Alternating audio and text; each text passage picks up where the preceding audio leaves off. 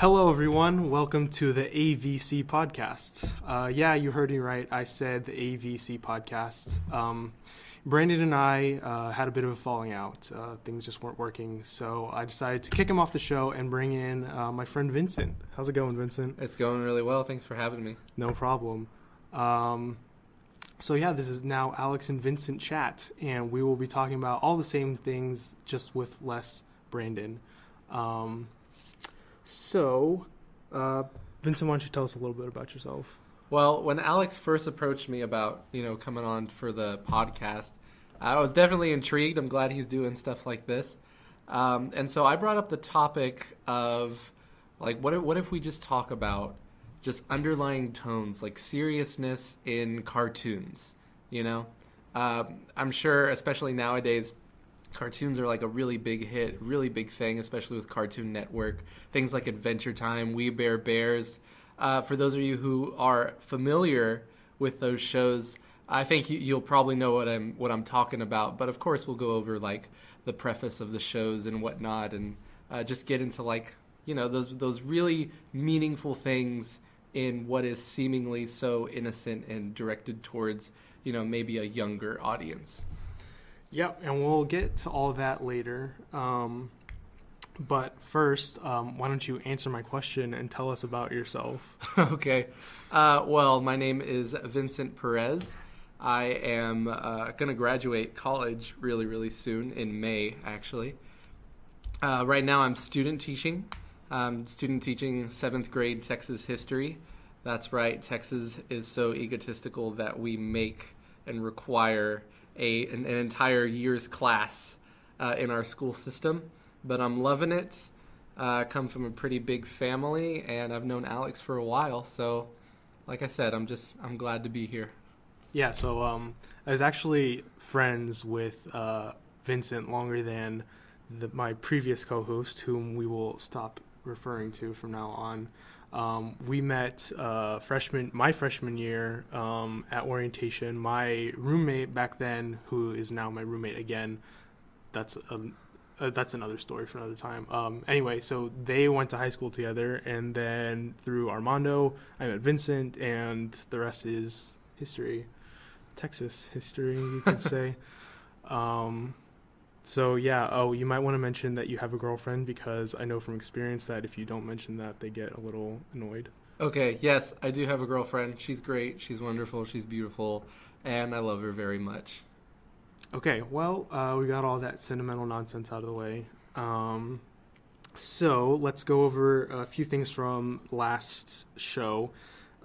First and foremost, so if you remember last time, well, Vincent wasn't here, so I'll explain to him / recap for you guys. So, do you know what Smuggler's Bounty is? I do not. Okay, so, I'm a big pop vinyl collector, right? Yep. He's seen my collection. He can attest to the magnitude of it. So anyway, so Funko, who's the company that makes pop vinyls, they do subscription box services like Loot Crate, right? Yeah. Okay, so there's 3 of them. There's the Marvel Collector's Core, Star Wars, Smuggler's Bounty, and DC Legion of Collectors. All 3 are 100% exclusive items to everything in each box, so Marvel stuff in the Marvel box, etc., etc. And so I subscribe to all 3 boxes. Oh, all 3 come with a pop vinyl every time. At least one pop vinyl every time. So yeah, it's good stuff. So anyway, so I subscribed to all 3 boxes. On the last show, I unboxed last month's box, the Star Wars box, which was themed after, it was called the Cantina theme, so the scene from episode 4. And so if you were listening last time, I opened up everything, and I was confused about one of the pops that I got, which was this guy called Blue Snaggletooth.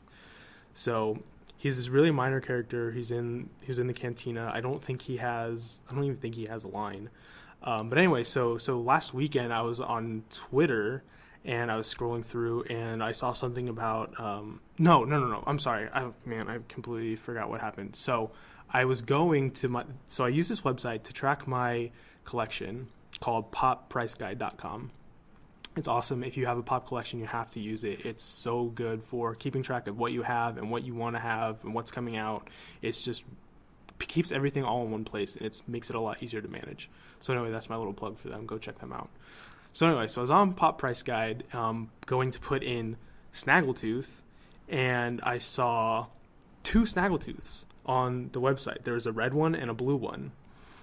And so I was super confused, so I get on Google, and it turns out, so there's a story behind why there's 2. So back in the day, before the movies came out, they made all the like merchandising deals beforehand, right? So they told this toy company, okay, we want an action figure of this Snaggletooth character, but they didn't tell him what it looked like. So they made him human-like with kind of like pig-like features.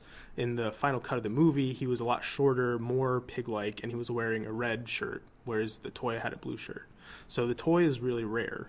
And so to reflect that, in the box, they put the regular one was the red, shorter, more pig-like, and then the blue one, which I got, bigger, and to reflect the toy, look more like that.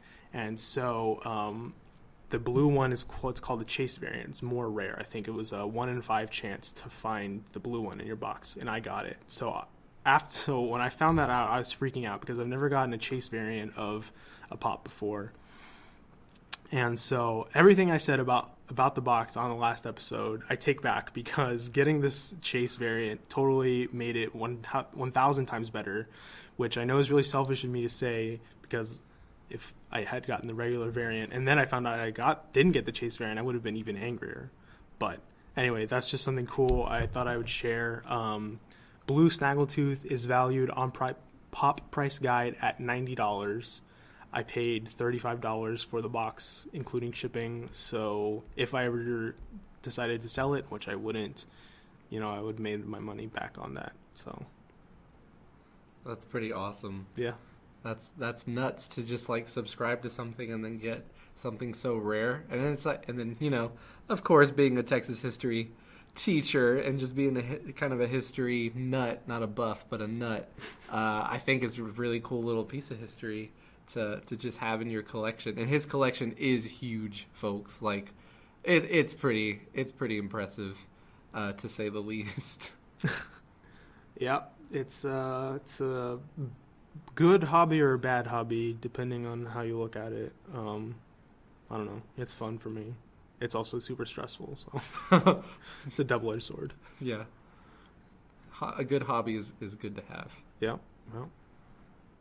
All right. Well, that's pretty much all I have to say about that. So let's move on to... Oh, okay. So let's talk about Pokken Tournament. Oh, yes! Okay, so for those of you who are listening, I am a pretty huge Pokemon, not a nut, but not a fanatic, but I'm definitely what would you say? What's the word for that? Fan. Yeah, that's a 3-letter word for aficionado. Fan. I had the opportunity to play Pokken Tournament at Target. Okay. It was like a week or 2 ago or something like that, because... for the 20th anniversary of Pokemon, for those of you who just aren't about that life, it's 20 years since the animated series, the whole Pokemon shindig happened. To be more specific, it's 20 years since the original games were released in Japan. Yes, of course. I stand corrected. 20 years, all right? It's been around for quite some time. Basically, just about my entire life, Pokemon's been involved.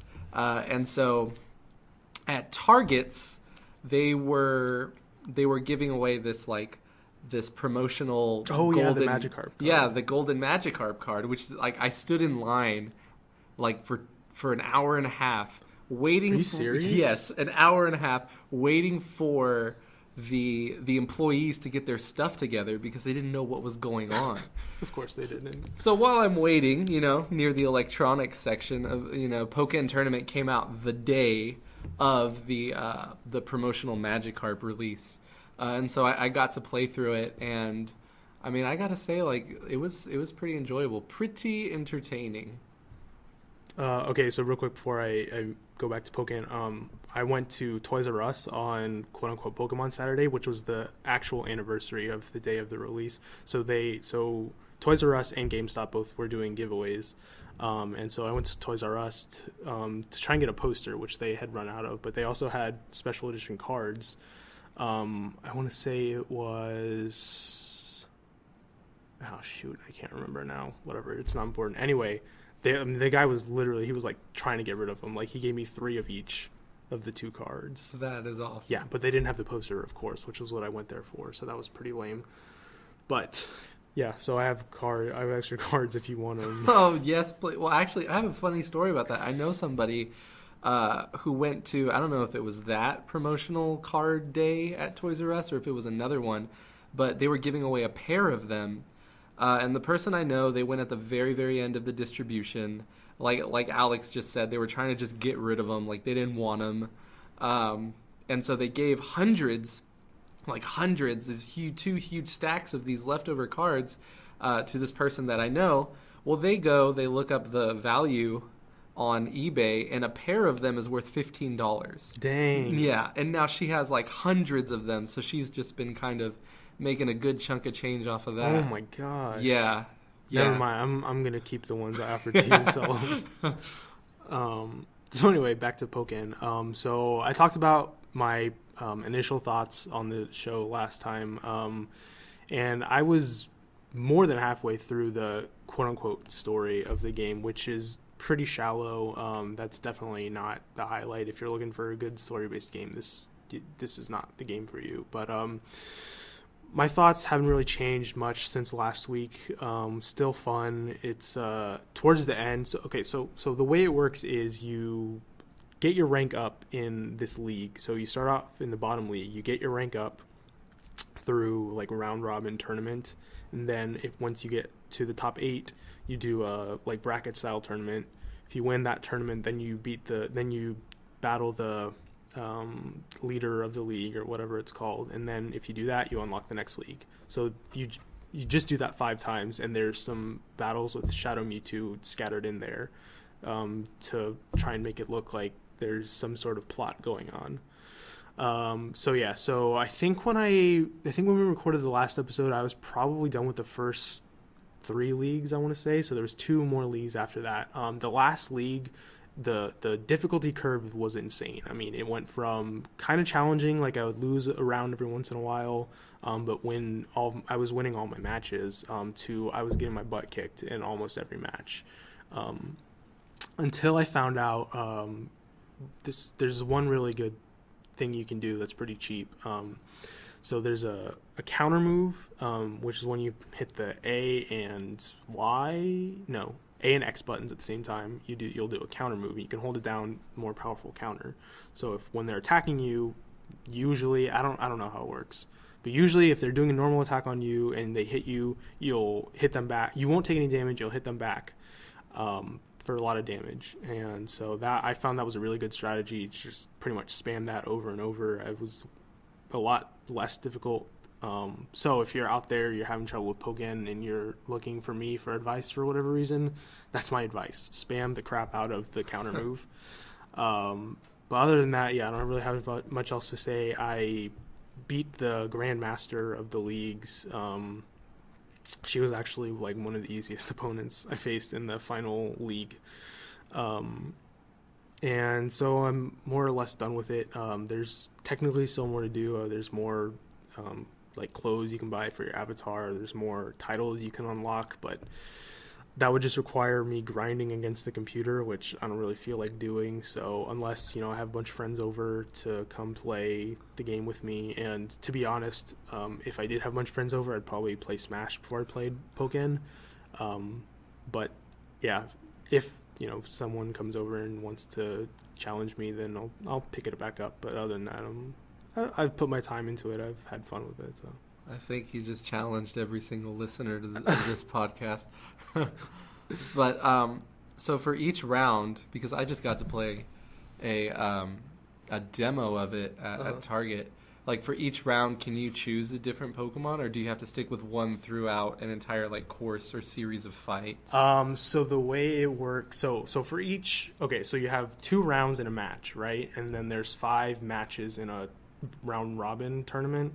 So for each tournament, you stick with the same Pokemon, but between tournaments you can change it. But so there's a level up mechanic, which makes sense because it's Pokemon, and that's kind of a staple of the series. So there's a level up mechanic, and whenever you level up, you put a point into a skill So there's attack, defense, synergy. So you the super gauge that you have that gets filled up, and then you become like faster, more powerful, whatever, and you get your super attack. So there's a gauge that like I think makes it fill up faster, and then there's the strategy point, which means your the partner Pokemon, what's it called? Support Pokemon. That's what it is. Support Pokemon gauge fills up faster. Honestly, I couldn't really tell the difference. I'm sure it's a gradual difference. So if you could go from like level 1 to level 20 and put it all into one stat, I'm sure you would tell the difference. But because it's gradual, it's kind of hard to tell the difference. So anyway, my point was it kind of behooves you to stick with the same Pokemon for a while to level it up, to get those stats up. Because if you go into the final league, it's called the Iron League. If you go into the final league with a level 1 Pokemon, it's going to be a lot more difficult, which I made the mistake of trying because I was switching Pokemon in between every league.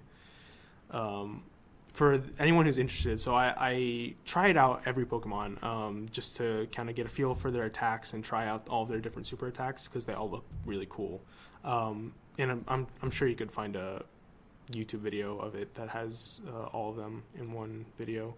But yeah, so I played with every Pokemon at least once just in practice. But the Pokemon that I ended up using in the tournaments were Blaziken.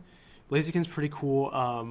My problem with him was that a lot of his moves, you sacrifice your own HP to use it, which, I mean, if you're good, then I'm sure there's a good way to do that. But for me, since wasn't that great, I ended up like killing myself. Well, you can't actually kill yourself. Like if you don't have enough health, you'll go down to 1 HP if you're using those HP sacrificing attacks. But then obviously it's easier for your opponent to take you out.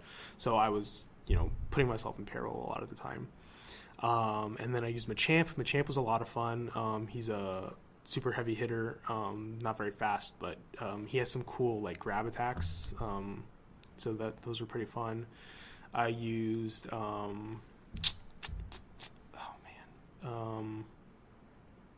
I tried to use Pikachu Libre.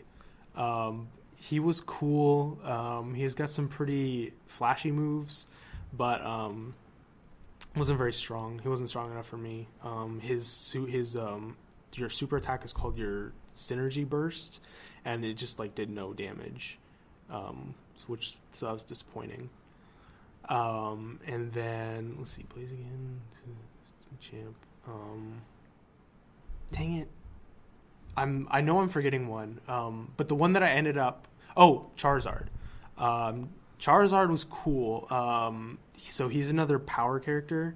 And so I was saying this on last week, but he has this one move. So he has this one move where he'll fly off the ground a little bit, and when you do that, all of his moves become different than when he's on the ground. So he's got a ton of moves. So that was fun to figure out, but at the same time, it's kind of complicated to try and keep in your head. Like, am I in the air? Okay, well then if I do this, what move is it going to do? So that was.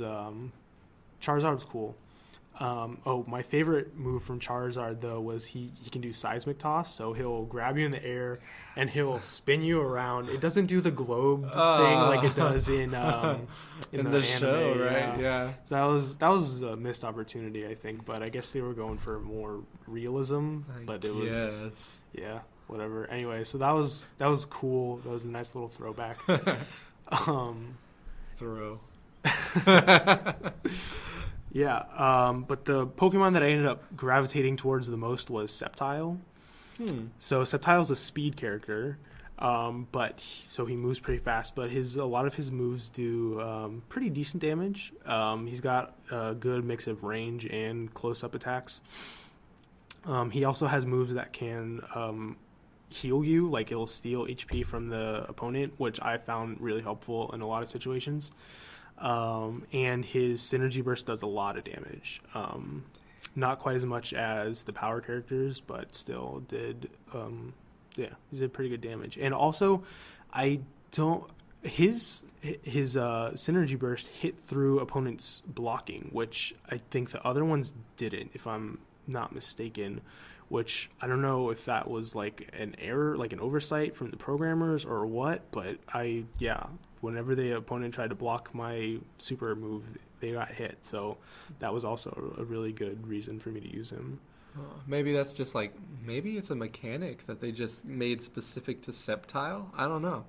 Yeah, I don't know either, because I don't remember, like I said, so I didn't play with every Pokemon in the tournaments themselves, but, you play against all of the Pokemon except for Mewtwo and Shadow Mewtwo. And yeah, I definitely blocked some of the other Pokemon's super moves, so I don't know why Sceptiles doesn't, but that sounds pretty broken if you ask me. Yeah, for sure. Them grass types. Yeah, he's the only grass type in the game. Yeah. Well, a fightable. Fightable. Well, a character that you can fight as. Yeah. Yeah. That's the definition of fightable, if everyone was wondering. Yeah. So you have any more to say about Pokken? No. I'm all Pokenned out. Your cousins have a Wii U, don't they? My cousins do have a Wii U. You don't want to... If they got it, do you think you would put some time into it? Oh, for sure. For sure. I think it, like Alex mentioned a little, like 2 minutes ago or something. It's definitely a good like party game for sure. Mm-hmm. It's like a lot of other fighting games in that if you just want to duke it out on the virtual field, you just duke it out. And it's definitely replayable, which I really appreciate about it, is that you can always just pick it up, enjoy it. If you get tired of it for some reason, just put it away for a little bit, and it's a gift that keeps on giving. So when I get it, because I'm definitely going to get it at some point, I look forward to playing it for a while. Well, there you go. And I'm sure we'll talk about that in the future. So yeah, like I said, I'm done with Pokken for the time being, and I will be starting up a new game this weekend or coming week, hopefully. And I know what game that is, but I will leave that as a surprise. So if you want to hear what I have to say about the game I'm playing next, you'll have to listen to the next episodes. But let's I don't have any more video games on here. Let's move on to so I just wanted to talk about Daredevil for a minute really quickly. Have you watched season 2 yet, Vincent? We are talking Netflix Daredevil, right? Yeah. Not Ben Affleck Daredevil. No, not today. I have watched the first 6 episodes of season 2. Okay. For sure. Okay, let me interrupt you really quickly. We're not going to go into any spoilers yet. We will in the future once we both get done. But for the meantime, just kind of want to give some overall general impressions of what we think so far. Okay. Got you. General impressions without any spoilers. It is... For me, I think it kind of grasps a little bit for like a villain that everyone can hate. That's like the biggest piece of criticism I have for it. It's definitely just as action packed as it was before. Definitely some more character development in there. It's not just Daredevil running the show anymore. You definitely have more of a sense of the presence of other characters. I'm just trying not to go too into detail so I don't give anything away. But yeah, biggest piece of criticism. It just seems to maybe take a little while to get up and running. What do you think?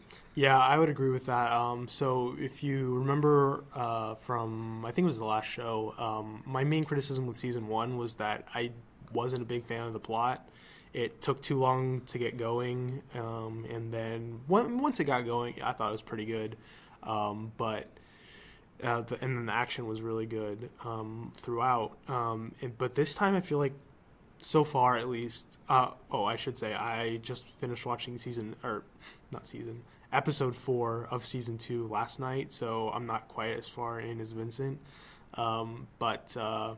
Yeah, there doesn't really seem to be much plot at all, really. It's kind of just like, well, we just want to see people get killed, and then we'll kind of write some things around that. So That's a little disappointing to me. Like I said before, action is good. Like, you definitely need action, especially in a kind of show like this. But that's not enough. Like, I personally, I really need a plot to really bring me into a show. And in season 2, at least, I haven't really felt that. I will say that Johnny Bernthal as Punisher I thought it was a really good casting choice. He's really impressed me so far. What about you? I think, because I wasn't familiar with like the cast lineup, going into season 2, and so when I saw that, which I don't know, is that a spoiler to say? No, we talked about it last time. Okay, cool. We talked about it last time. I wasn't here, folks. Forgive me. But yeah, I mean, I saw him, and like as soon as he came up and like that first shot of the episode, I just immediately thought, like, it just clicked in my head, like, of course you would cast him for the Punisher. Like he's great, and I think he does do a really good job of portraying the character in a light that is maybe just a little more sensitive, I guess you could say. Once again, not going too into detail, but if anyone's familiar with the Punisher movies that came out, I don't have any years with me, but I want to say maybe 8-7 years ago. Yeah, because they made one with... Keep talking, I'll look it up real quick. All right, we're looking it up, people. Bear with us. But there were 2 Punisher movies, and one of them was your definite, like Rambo-esque kind of soldier against the world, looking for vengeance kind of plot line. It's definitely enjoyable. It's the one with John Travolta in it. As the John Travolta, he doesn't dance in this one though. But it's just, I enjoyed it. I remember seeing it. I still, I've seen it a few times recently, and I still really enjoy that movie. Like, it's a good, just a man against the world, putting down bad guys. Like, what's not to like? There was another one. I can't remember the name of the actor who played the Punisher in that one, but it was a different actor, and it was very just like shoot 'em up kind of style Punisher, which is, it's appropriate to the Punisher. But then you get to Daredevil, which is the latest I've seen the Punisher portrayed in any kind of like I guess like television or cinematic kind of rendition of him. And I was glad that like those elements are there, the good old Punisher is definitely there, but you just get this whole insight into like who he is and why the Punisher does what he does in the Daredevil series, and I think they do a really good job of that. So really quickly, the first Punisher movie, okay, let me back up. So there's actually a Punisher movie that came out in 1989. Really? Yeah. Guess who played Punisher? Sylvester Stallone. No. Let me think. 89. Was it Jean-Claude Van Damme? No. Was it... You're on the right track. Nick Cage? No. You killed my family. That's my Nick Cage impression. Let me think. I'll get one more guess. All right. Not Nick Cage. Was it... Thinking action stars who would play the Punisher... Liam Neeson. I don't know. Dolph Lundgren. Who's Dolph what? Dolph Lundgren? You never heard of Dolph Lundgren? Dolph Lundgren. What's he look like? Here, I got a picture of him real quick. Dolph. Oh, I do know this man. Okay, yeah. I know Dolph Lundgren, people. So he was in the first Punisher movie, which I kind of want to watch now. I'm sure it'll be terrible, but yeah. Then the I guess Punisher movie reboot came out in 2004. Punisher played by Thomas Jane. I feel the same way about Vincent. It's I haven't watched it in a while. I want to go back and watch it, especially after watching this. And then, yeah, I'll probably talk about it on the show. Anyway, then the next movie, Punisher Warzone, came out in 2008, and Punisher was played by Ray Stevenson, who I don't know who that is. He doesn't look familiar to me. What about you? No, I remember I did. That's the one I was thinking of. The second one, Warzone. That was the shoot 'em up one that I talked about earlier. But no, I haven't. I don't recognize that actor from anything other than that one movie. Well, anyway. Yeah. Oh, so anyway, so I was saying about Johnny Bernthal. So I am about to say something that's probably going to make a lot of people angry, but so I know Johnny Bernthal from The Walking Dead. Yes. He was, oh man, what was his name? He on was that show? Carl's No. deputy partner? No, Rick's. Yeah, Rick, Rick's partner. not Carl. But what was his name on the show? Ben, Bob? No. Whatever, who cares? Anyway, so that's what I know him from.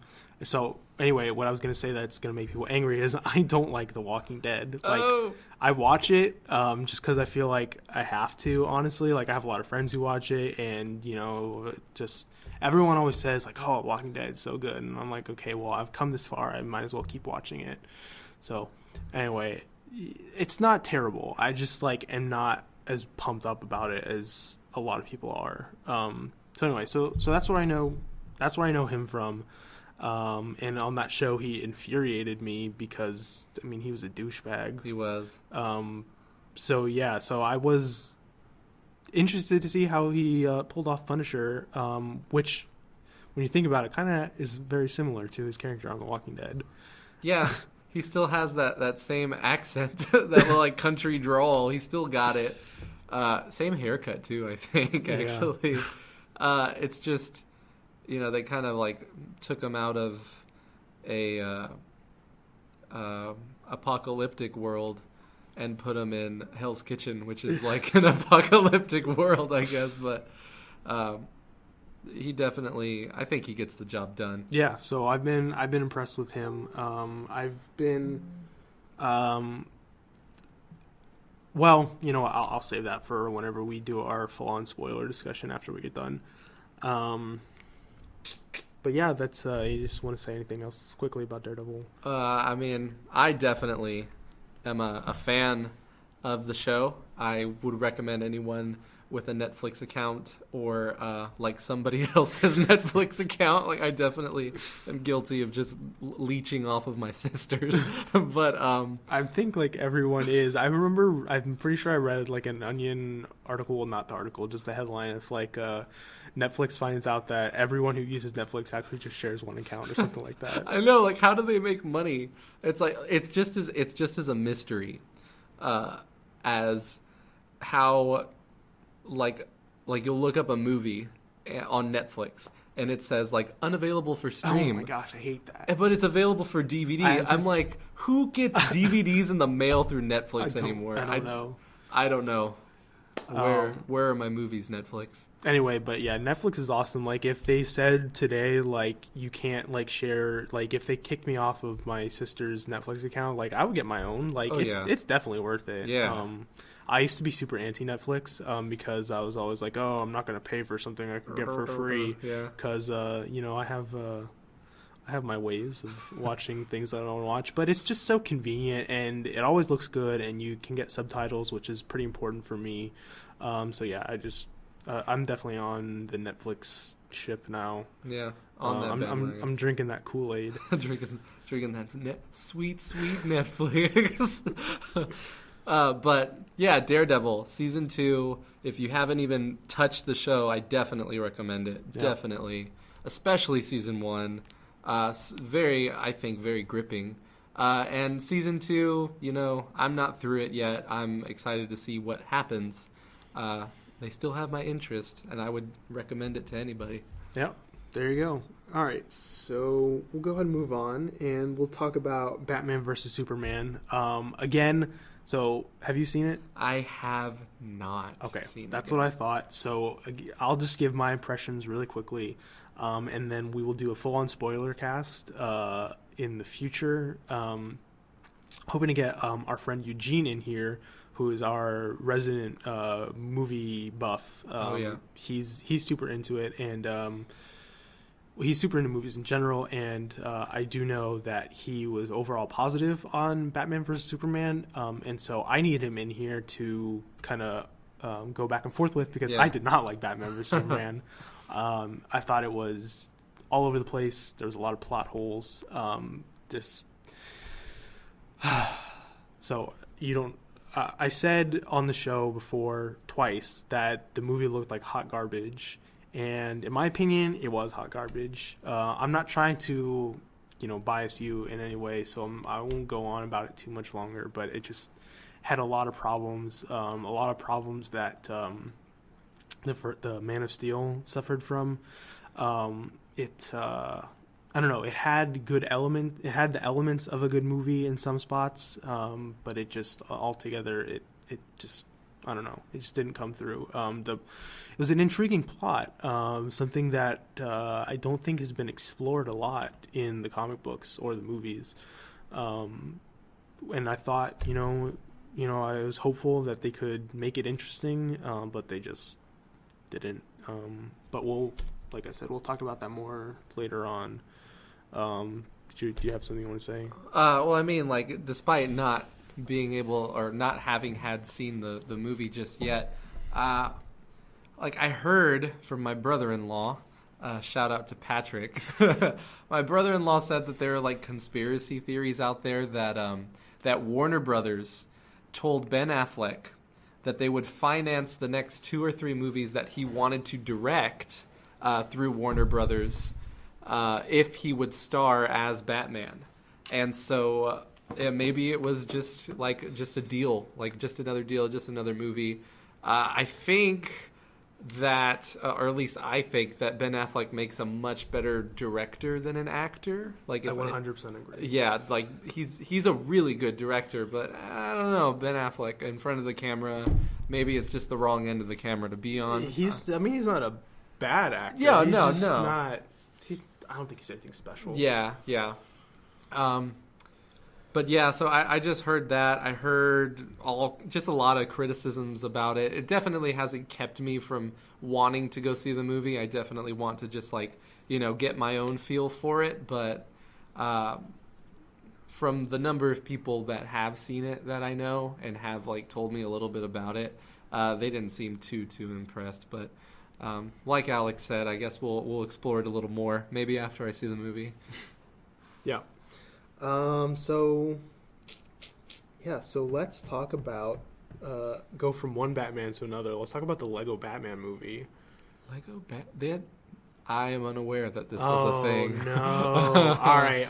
We're gonna take a quick break. Vincent's got to watch the trailers really quickly. So just we'll be right back. Travel through time.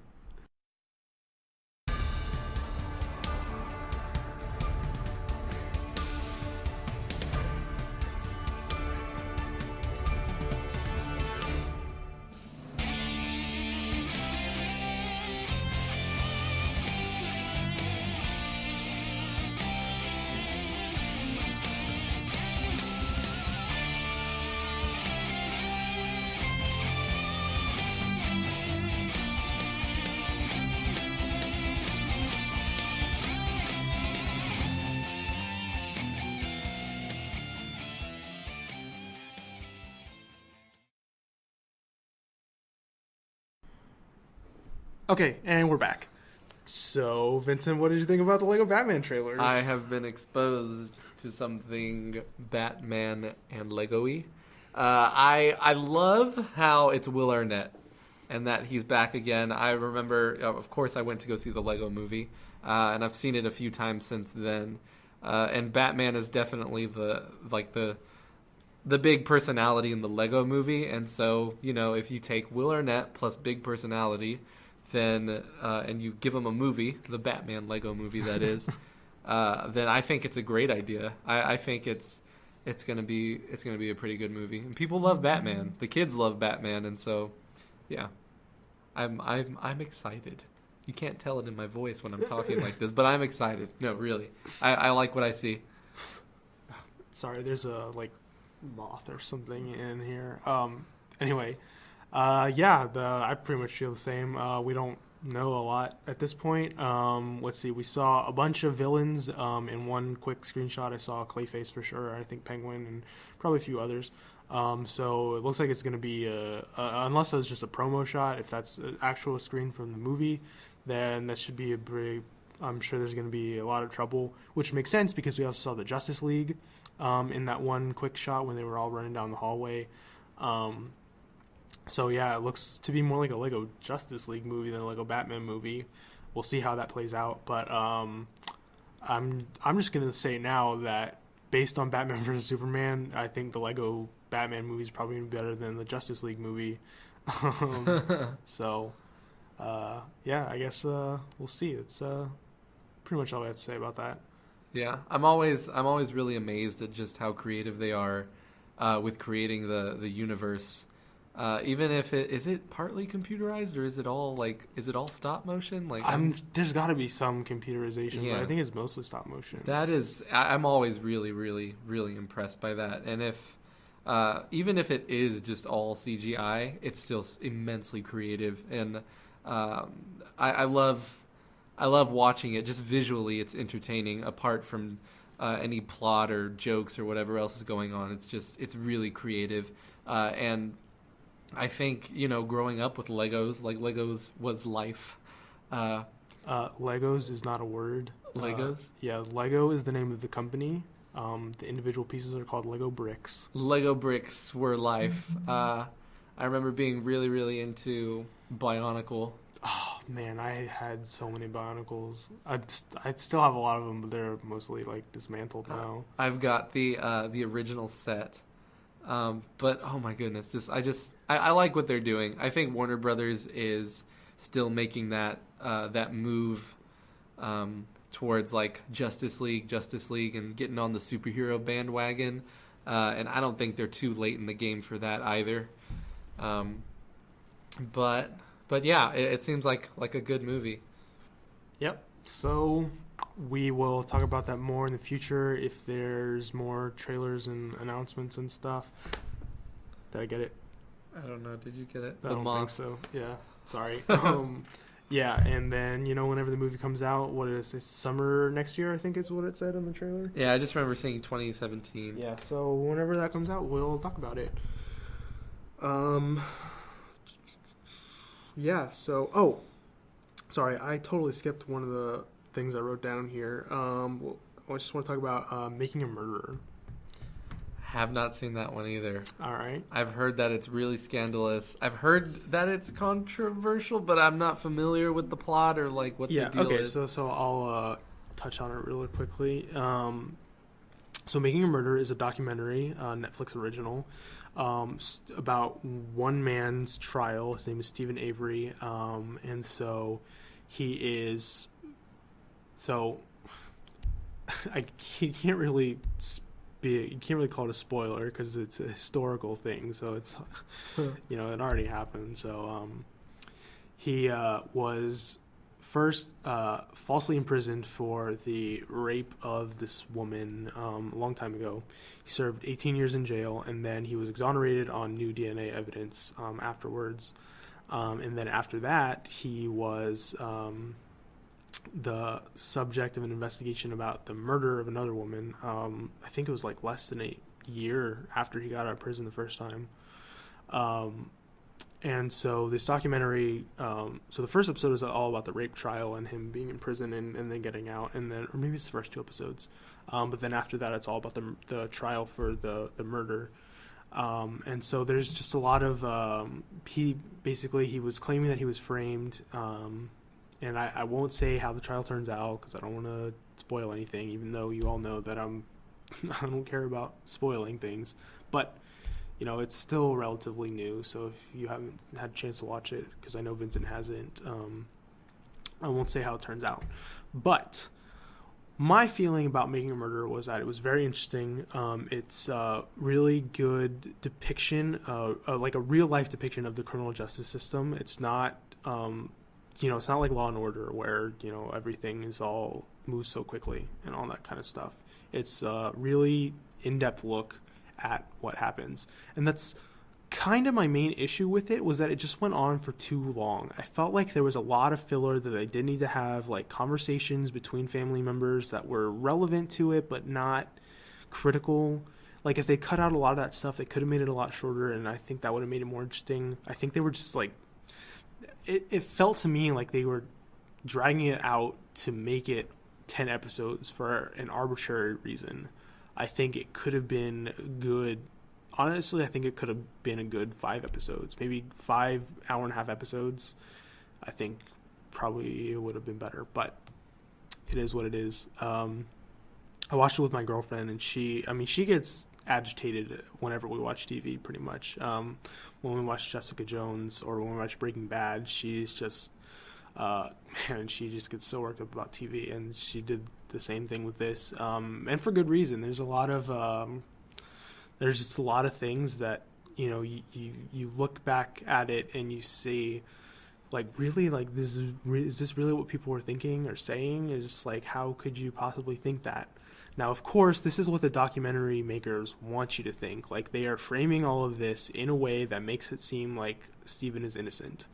And the reason, the controversy that you were mentioning earlier was that after it came out, the FBI, the people who were prosecuting the case, they came out and they said, no, you left out a lot of evidence. Like, look at this and this and this, and it becomes a lot clearer about what happened.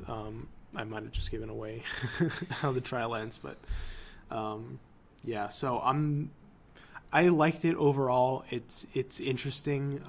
It's not amazing. I watched it because I just wanted to, see what all the hype was about, really. But yeah, it's pretty good if you're looking for something to watch, or if you're into documentaries, especially. Then yeah, I would recommend it. But it's good. It's good stuff. You heard it from the man himself. It's good stuff. I'll have to watch it. I don't know. I wish I could add more, but I am incapable. I just don't know. Yeah. So, all right. So wait. Hold on. Let me double check my list here. Let's see. Oh man. Okay. I'll bring that up at the end too. So yeah. Let's move on to our last topic, which was, as Vincent mentioned earlier, seriousness in cartoons. So Vincent brought this up to me when I approached him about coming on the podcast. So I'll let him explain kind of where he was hoping to go with the topic. All right. So like I think I mentioned at the beginning of the podcast, there's this kind of notion, or not notion, but this kind of motif, I should say, of really, really just deep, I don't know, really, really kind of touchy subjects within cartoons these days. And, cartoons, I guess maybe it was just because I was a kid, but it just seemed like cartoons was a kid's thing, right? And I remember growing up and starting to watch The Simpsons and thinking like, oh, this is a cartoon. This is definitely a kid's thing. It's a drawn thing. But then, getting older and looking at those kind of undertones of everything, it's like there's a lot of gold, I think, a lot of really valuable lessons in cartoons, especially these days. And I mean, I watch a lot of Cartoon Network, like just about, not almost exclusively Cartoon Network, but a lot of Cartoon Network. And so thinking of seriousness, serious undertones in cartoons, like my mind first went to Adventure Time. I don't know if very many, I would think that a lot of people are pretty familiar. Maybe you've seen an episode or two at the very least of Adventure Time, but first impression, like I know my first impression of Adventure Time is like, this is weird. Like this is a really weird show. But once you stick with it and you just like start realizing that the characters aren't just their characters, like they're really representations of just like realities that were always along or always around, like take the character in Adventure Time of LSP, for example, Lumpy Space Princess. She's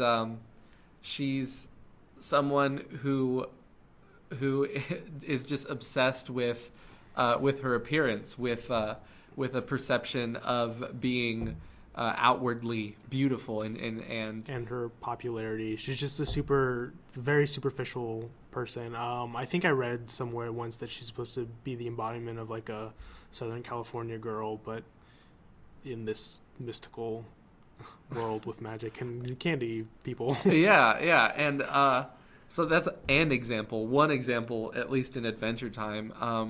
And then I guess, if you're up on Adventure Time or followed it for at least like a couple seasons. Okay, so I'm gonna interrupt really quickly. I should say I'm not caught up on Adventure Time. I'm at least one season behind, maybe more.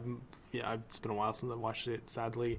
The last thing I remember for sure happening was this is going to be a spoiler for people out there, so I'm sorry, but Vincent and I have to be on the same page here. The last thing I remember was when he went to the prison to find his dad. Okay, yeah, then you're good. Okay. Because it's been a while since I've caught up on Adventure Time too. Okay. But within that time frame, where I'm at and where Alex here is at, huge, obvious, in your face, serious thing in Adventure Time would be like Jake the dog and Lady Rainicorn having kids. Yeah.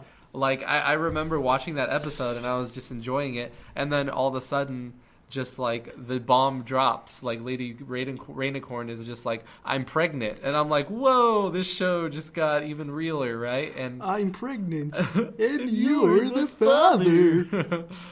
Shout out to little Kariba. But yeah, just how cartoons, like, yeah, they're entertaining for kids that just aren't gonna, really get the undertones. But once you get them, it just, I don't know. I just think it's really something. It just, for me at least, it turns cartoons. It takes them from like an entertainment, kind of like a means for entertainment, to more of an art form. It is because they touch in a very creative way on these just very on these realities that we're all around. So when Vincent first brought this up to me, the first cartoon that came to my mind was the original X-Men cartoon. Oh man. And then so I'll come back to that. But I think what is interesting is that cartoons have this stigma, really, of they're for kids. Yeah. Which, obviously The Simpsons and Family Guy and American Dad, those cartoons like obviously prove that's not true. Yeah. But those aren't those are clearly geared towards adults, but there's some that can be enjoyed by kids and adults. And so I think there's a distinction between being more I guess heavy in tone, and then just having like a really good plot to follow. And so I think a really good example of this, the latter, is Young Justice. Any kid can watch that and they'll be entertained because there's a lot of just beating up bad guys and explosions and fights and stuff, and that's great for a kid to watch within reason. But there's that awesome plot line there, which was what hooked me from the beginning of Young Justice. Have you watched Young Justice? I started watching it and then I fell out. I think I've seen the first, because you suggested it to me. I think I got through like the first 3 or 4 episodes or something before I fell off of it. Okay. Not because I didn't like it. I just didn't. Right. Yeah. So that's, I know I've said it many times before on this show, but it is so good. I can't recommend it highly enough. So I think that was a good one. And then I think what makes Adventure Time really interesting is that it's a weird blend of the two. Like Young Justice, because it just looks more mature. It just, like, the colors are like physically, like, they're like darker. The animation is more mature because it's about like people our age, really, maybe a little bit younger. But Adventure Time, is so bright and bubbly, and everyone on the show is pretty young. There's really no adults on there except for Ice King, and I guess Lemon Grab's kind of an adult. I guess. Oh, I guess Flame Princess has a dad. Whatever. Anyways, it visually it looks a lot more geared towards children, and that's what put me off of it for a long time. I was like, this doesn't look good, but I gave it a chance on the recommendation of Vincent and a couple other friends, and and then those darker overtones, the thing about the post-apocalyptic war that you would, if you didn't know about it, if you didn't read up on it, you probably would never really pick up on, really. Yeah. Well, there's a few episodes that kind of go into it, but yeah, if you were just watching casually, you would never know about this dark history of Ooo. And yeah, so Adventure Time is this weird mix of looking really childlike, but kind of being meant for adults more so. I've thought about this before. If I ever have kids, it's I wouldn't let a really little kid watch it because I don't want them. There's some like really messed up stuff in there. Yeah. It gets pretty dark. It does, and it's always like you can never really see it coming. Like I've got little cousins, right? Like we're talking like they were like 3 or 4 years old at the time. And they were singing the Adventure Time song, or at least the one that they used to play on the closing credits, where it's just like the like "Come along with me," and like the kids would always sing it because it's like, oh, it's such like a happy song, but it would have taken place after this really deep episode, just like I guess keeping in the same vein with Adventure Time.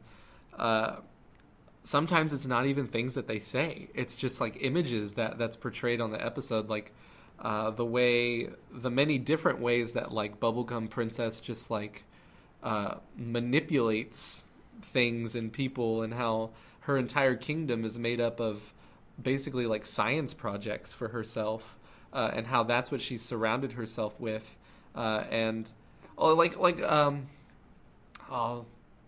Marceline's dad is the king of hell. Yeah. It's just like, if that's not in your face, like I don't know. Oh man, and that episode with little Marceline and Simon, it just, oh my gosh, that breaks my heart. It's like if you just want to watch one episode of Adventure Time and you don't care about knowing the characters and like that's a like really good episode to watch. Yeah.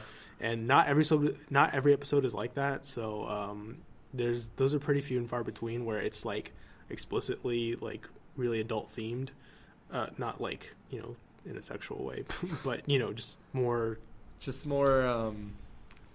I guess, just something that a little kid like wouldn't pick up on. Yeah, wouldn't understand the significance of. Yeah.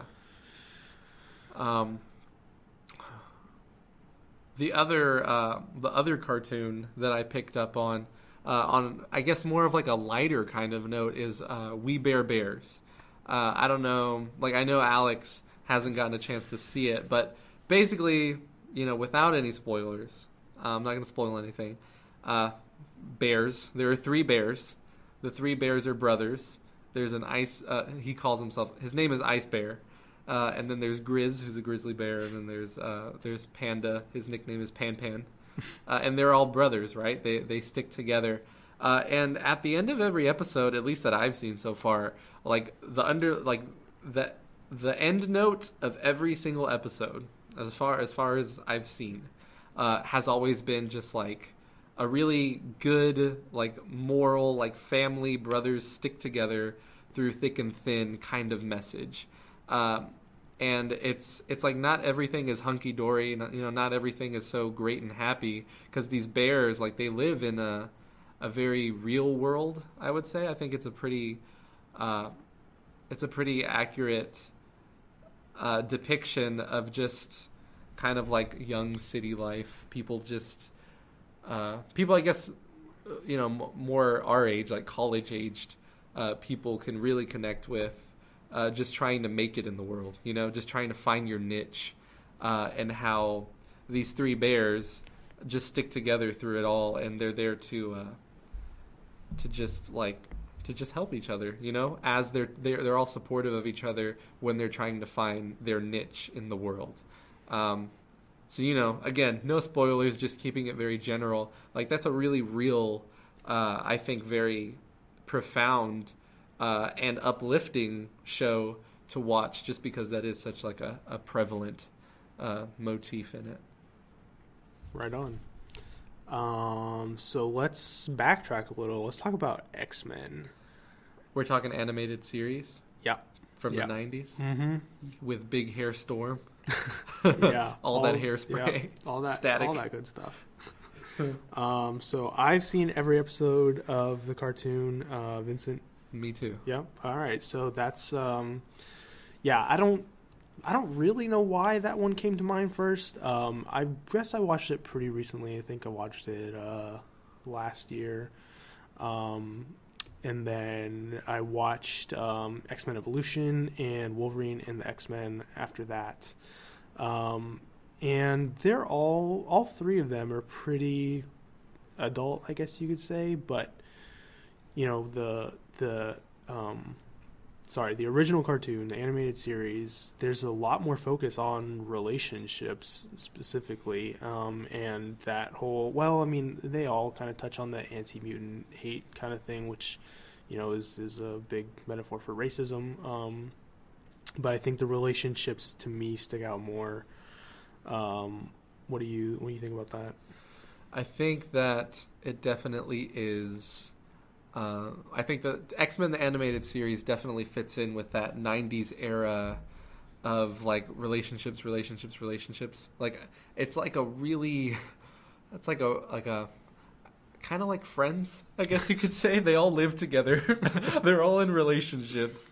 You've got the quirky one, and you've got the high-strung one, Wolverine. Wolverine's the high-strung one. You've got, I guess, Jean Grey is Rachel, and it's just, it definitely fits in that kind of like 90s niche.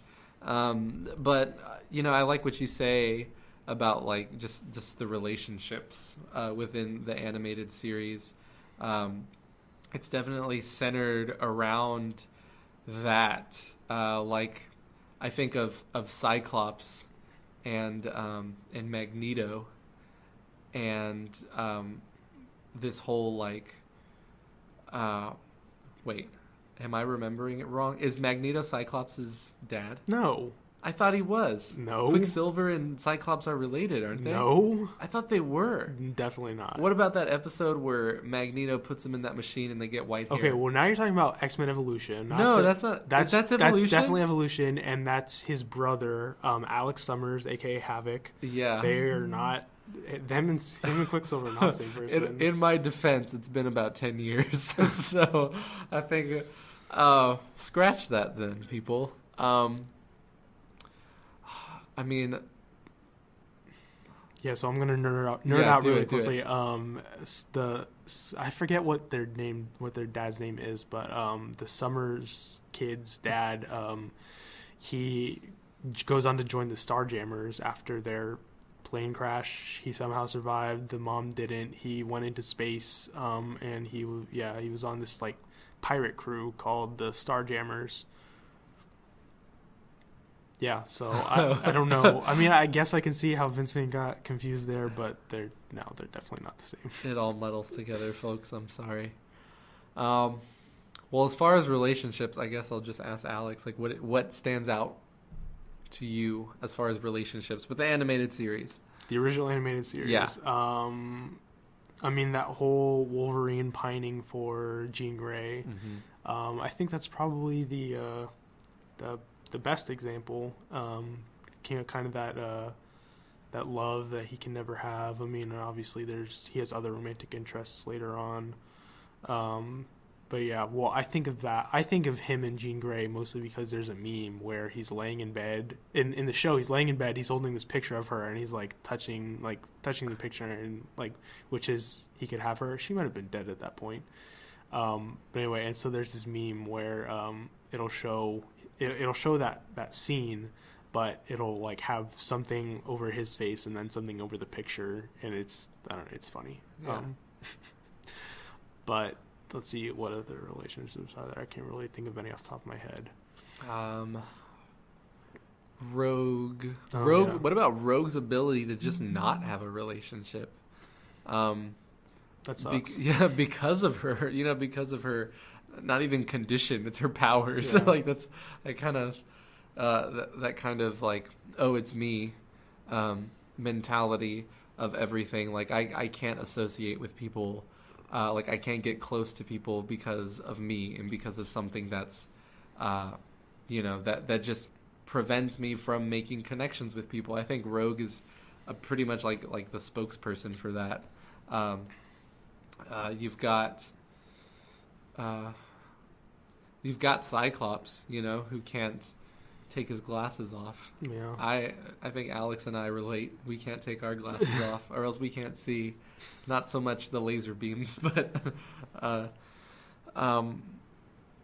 I mean, they're all teenagers, right? They're all teenagers at Xavier's Academy, and I don't like Except for Wolverine and Storm. Except for Wolverine. Wolverine is the guy who went to Xavier's Academy and just never left. He's that guy that never ever graduated college and just stuck around. But yeah. Do you think of any other cartoons? Like really hard hitting cartoons? Oh well, actually, I wasn't done with X-Men because we talked about this on the last show very briefly because we were talking about the themes of Catholicism in Daredevil, and so we were talking about that episode of X-Men where Wolverine goes into the church. Before that, there's this whole thing about Nightcrawler who was living in a monastery or something. Yeah. And so they had a lot of talk about faith. Yeah. Which is just, I mean, that's like really unheard of for a cartoon nowadays. No one would touch that subject. So that was just really good, powerful stuff. For the listeners out there, Vincent is also Catholic. Yay. So what was your reaction to that episode? So that's actually the episode I remember the most. Like it's I know that like they go like they're going for Nightcrawler, and Nightcrawler's been living with these Catholic monks, so it's a very humble lifestyle, very not very lavish, very like spend your days in prayer, that kind of just that rule, that way of living. And I remember there's a scene where Rogue is in the monastery, and Rogue's outfit doesn't leave much to the imagination, and so one of the monks gives her a habit, like the robes, to wear over herself, just not necessarily like, oh, your body's such a bad tempting thing. It's just like like out of reverence, right? Out of reverence. And she put it on, like she didn't refuse. She was just like, oh, okay, and she did it. And like if you put stuff like that on TV now, then you get people who are just like, oh, like my body's not a bad thing and all this stuff. But it was a different time, I'd definitely say. Yeah. And I think that episode was even something that was a little iffy to put on TV, especially for a cartoon.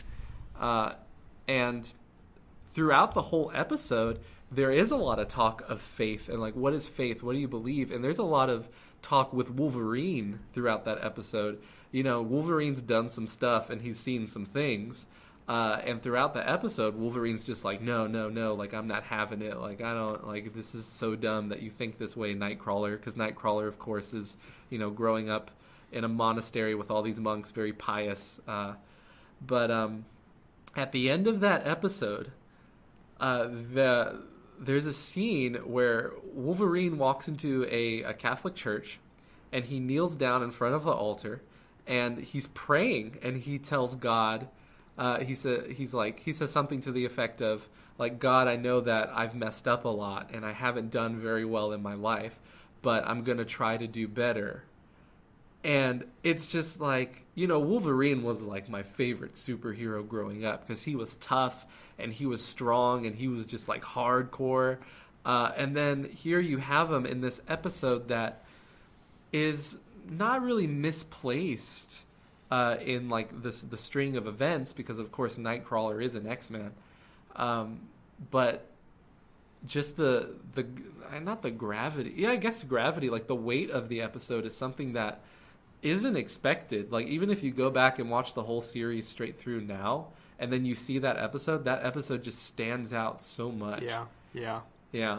I mean, I would say that's probably one of, if not my favorite episode in the whole series.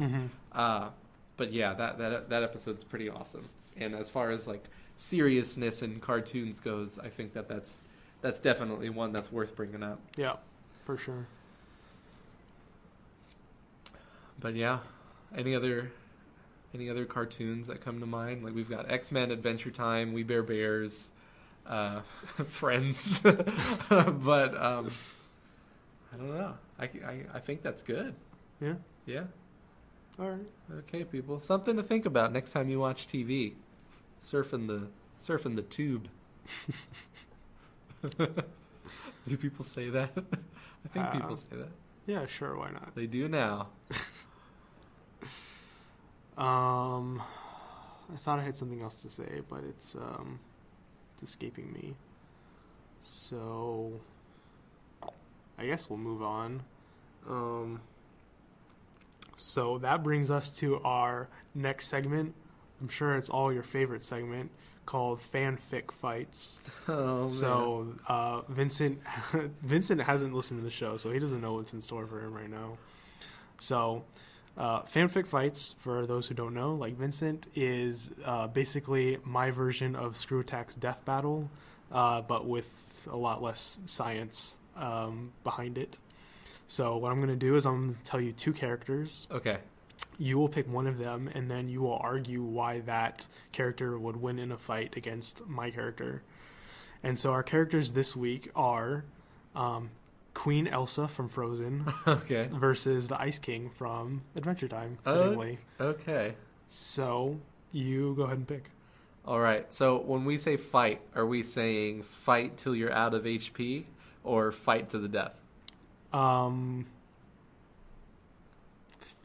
Till you're out of HP, I guess. Till you're out of HP. Okay.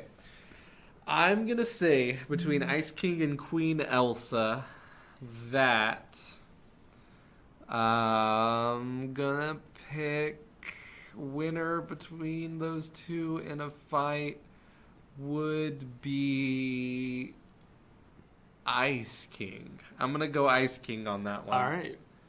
So I guess let's rock, paper, scissors to see who goes first. Okay. This is going to make for a great podcast. Here we go. 1, 2, 3, shoot. I lost. No, you got to go 2 out of 3. Yeah, the first round I lost. Okay. 1, 2, 3, shoot. Oh my gosh, I lost again. Fun fact for everybody, I often lose rock, paper, scissors against Alex. So what do we do? You just So yeah, beat me. you just no. No, that was not how we decided who wins. No, okay. So you're gonna say why you think Ice King would win in a fight. Then I'll come back. I'll counter with my points, and then we'll let the people decide who won the argument in the emails on the next episode. Okay. Well, theoretically, at least, because we haven't actually gotten any emails from people about who they think would win, but that's how it's supposed to work. So anyway, go ahead, make your points. Okay. So I'm gonna say Queen Elsa is the president of the Homeowners Association, and there's a bit of a turf war on ice palaces. Okay, so this is what instigates the fight. Okay, I think we might have missed the point here. I like how this is going. I actually might steal your idea and tweak the segment in the future. But so you're treading on thin ice, puns. So continue. Whatever, just okay. Keep going. All right. I'm curious to see where this goes. So Ice King, of course, gets his powers from the ice crown that is on his head. Yep. And he is controlled by the ice crown, which has taken over his entire life and is just using him kind of like a parasitic kind of effect, right? So when you're fighting Ice King, you're not necessarily fighting Ice King. You're fighting the crown. And this crown it's soulless, right? It has no morality. It just wants to survive. And so I think when it comes down to it, to a fight, that crown is going to go to whatever lengths necessary in order to win this fight. So I think it'll crank up Ice King's ice powers. I think that that if we're talking support too, that Ice King, of course, has his legion of penguins to help him out in the fight. And I think that even if Ice King lost the fight, that Queen Elsa, being a queen, would need a crown, would she not? And maybe she would take that crown and put it on her, and thus be taken over by the crown, which she is really fighting in reality. That's my case. All right, that's an interesting theory. So I'm gonna come back. I'm gonna counter that. Elsa's powers, just her base powers, are far superior to Ice King's. She has displayed the power to build entire castles out of ice in seconds without any prior study of architecture, which I always thought was very interesting in the movie. We'll leave it at that.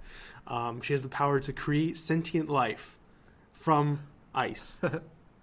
Not only Olaf, who is, walking, talking, singing, wants to be warm, but also her giant ice guardian monster, who is canonically named Marshmallow. That's a little known fact.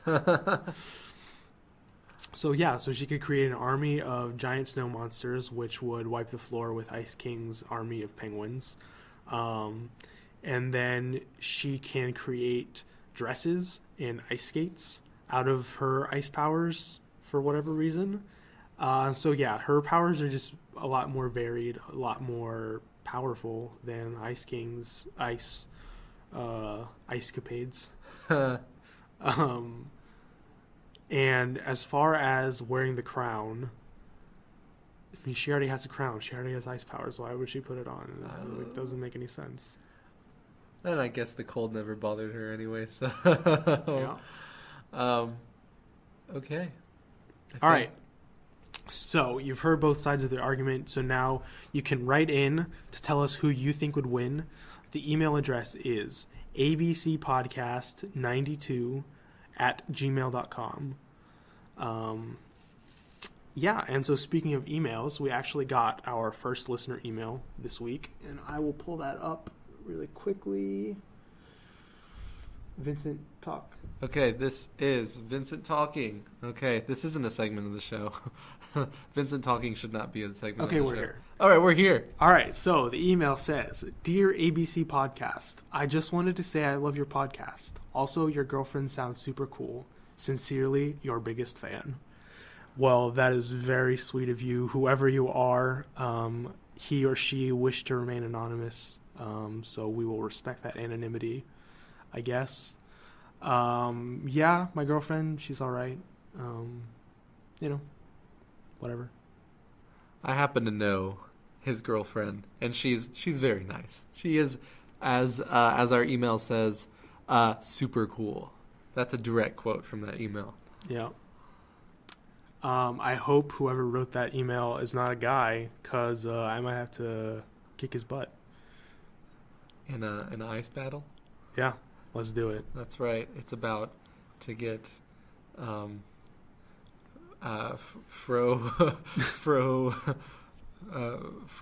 don't mess with my woman. I don't know. Just let it go, Vincent. I see what you did there. Thanks for writing in. Whoever wrote that in, thanks. Yeah, so we need more emails. Tell us that you think Vincent's girlfriend is cool. Tell us other things. You can ask us questions to read on the show, and we'll talk about it. You can give us discussion topics, like our seriousness about cartoons. You can tell us what you think. You can tell us if you like Vincent better than the old co-host. Tell us whatever you want, and if it's appropriate, we will read it on the air. And again, that email is abcpodcast92, the number's not spelled out, abcpodcast92@gmail.com, and we're looking forward to reading those emails. And so that pretty much wraps it up for this week. That's all we have to talk about. Do you have anything you want to say before we go? I really enjoyed this. Really enjoyed my time here, and I mean, if I can do it again, I'm totally down. So thanks for having me, Alex. And everybody, send in those emails. Like, seriously, let us know. Okay, so before we get completely done, I just want to apologize about the audio quality last time. I was listening to the podcast. Yes, I do listen to it because I like listening to podcasts. I just like to have that noise in my ears, and B, I'm a narcissist, so I want to know that what I think it's interesting, so I want to hear what we have to say again, because I don't know, it's just fun. Anyway, so yeah, I listened to the last one, and it was just really hard to listen to, and I really apologize for that. I figured out what the issue was. It's not going to happen again, but I'm really sorry. There's not much else I can say about it. Then the next thing, so today is April 1st, also known in America as April Fool's Day. And so this is still the ABC podcast. Brandon is not going anywhere. He had to go out of town this weekend, so I asked Vincent to fill in, which he graciously agreed to do, and it turned out awesome. So Vincent, you're welcome back anytime you want to. But yeah, Brandon will be back next week, hopefully. Yeah, so that might be cheating a little bit because this probably isn't going to go up tonight, so it won't be April Fool's whenever you listen to it, most likely. But yeah, it's April Fool's Day, so haha. I'm sure Brandon's going to kill me whenever he hears this. Probably. Yeah. Oh, and then last thing before we go. So on last episode, we made a bet about something that was said in the first episode. But since Brandon isn't here, we can't really talk about it. So the next time he is back on the podcast, I will bring it up, and we will do that. So, yeah, that's pretty much it for this week. It's a little bit shorter this time, which, based on my feedback that I've been getting from other people, will probably please them. I was hoping to go for an hour and a half, but I can't fill that much time.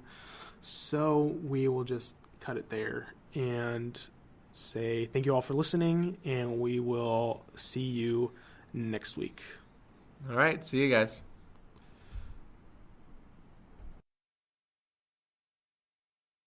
Thank you.